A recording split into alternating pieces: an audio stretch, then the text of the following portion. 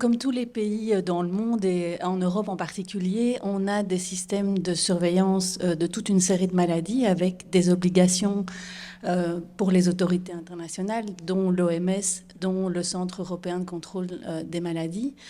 On a une surveillance pour la polio qui est un peu particulière puisque c'est une maladie qui n'existe plus depuis quand même plusieurs années en Europe.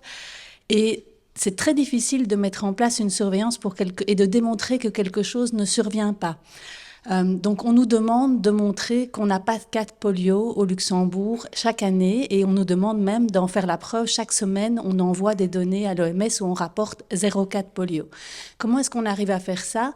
On a un système en place qui demande à tous les médecins du Luxembourg de nous rapporter systématiquement les cas qu'ils rencontreraient de paralysie flasque aiguë, donc qui est le tableau clinique, qui sont les symptômes qu'on va rencontrer dans la polio, et de faire la démonstration que ce qu'ils ont éventuellement comme symptômes chez un patient n'est pas de la polio.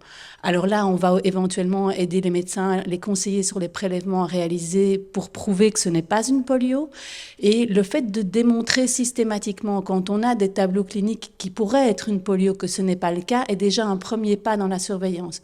Un autre aspect qu'on a mis en place, c'est la détection systématique chez tous les nouveaux arrivants au Luxembourg. Vous savez, le Luxembourg est peut-être un pays petit par la taille, mais où on a une migration extrêmement importante, entrée-sortie du Luxembourg en permanence. Et donc, pour tous les enfants qui arrivent de pays qui sont classés par l'OMS comme des régions à risque d'amener du virus de la polio, on a une détection à leur entrée sur le territoire où nos services vont veiller à ce qu'ils aient une analyse pour s'assurer qu'ils ne sont pas porteurs du virus de la polio. Et dans ces cas-là, on a de temps en temps, comme l'an dernier par exemple, on a eu un bébé qui avait été vacciné dans son pays d'origine qui était le Pakistan. Ce bébé est arrivé au Luxembourg porteur d'un virus vaccinal. Dans ces cas-là, nous, on voit d'abord que c'est un virus de polio, c'est ce que le laboratoire détecte, et puis quand nous on a détecté ça, on envoie le virus à un laboratoire de référence de l'OMS qui, dans le cas présent, se situe en Allemagne. Et là, ils peuvent séquencer et déterminer s'il s'agit de quel type de virus de polio il s'agit. Est-ce qu'il s'agit d'un virus sauvage? Est-ce qu'il s'agit d'un virus vaccinal banal? Ou est-ce qu'il s'agit d'un virus vaccinal qui a retrouvé une certaine dangerosité parce qu'il a déjà muté?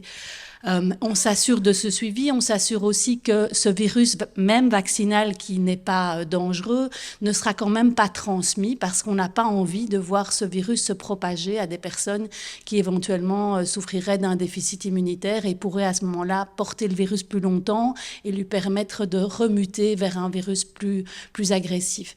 Donc toute cette surveillance-là, c'est ce qu'on fait au quotidien. On a encore un troisième volet de surveillance, mais qui n'est pas en place en permanence. Il l'est pour certaines maladies, mais pas systématiquement pour la polio. On a mis en place il y a déjà de nombreuses années une détection de la polio dans les eaux usées. Ça se fait dans le monde entier et c'est très important dans les régions où le virus circule de façon importante. Au Luxembourg, c'est pas le cas, donc on le fait sporadiquement. On suit les eaux usées, vous l'avez peut-être suivi au Luxembourg pour le coronavirus.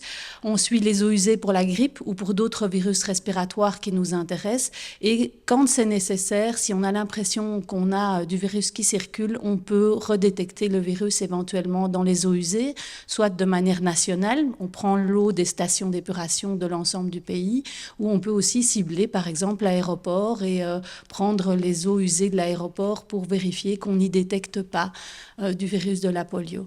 Donc tout ça, ce sont des surveillances qui sont en place dans beaucoup de pays et en particulier ici et qui nous demandent pas mal d'efforts pour continuer à suivre ça.